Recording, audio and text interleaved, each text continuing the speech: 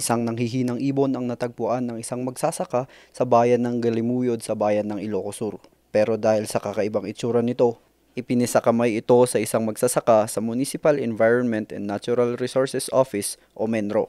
Dito, napag-alaman na ang ibon pala ay isang North Philippine Hawk Eagle.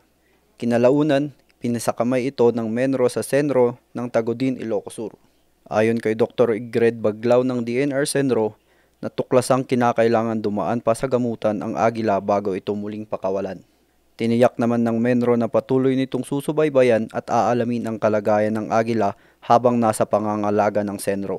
Ang North Philippine Hawk Eagle ay isang endangered na ibon dahil sa patuloy na pagkasira ng mga kagubatan sa Luzon at Mindoro, na lalo pang nagpapababa sa kanilang populasyon. Sa kasalukuyan, tinatayang mas mababa pa sa 2,500 na lamang ang populasyon ng mga ito sa kagubatan. Kaya naman, dapat pang mas paigtingin ang pagprotekta sa mga ito. Samantala, nasunog naman ang mga nakatambak na basura sa Municipal Sanitary Landfill ng Santiago, Ilocos Sur sa Barangay Bayabas. Dito nagtulong-tulong ang mga kinatawan ng BFP at ng LGU. Para agad maapula ang apoy, binumbahan ng tubig at tinabunan ng lupa ang mga nasusunog na basura.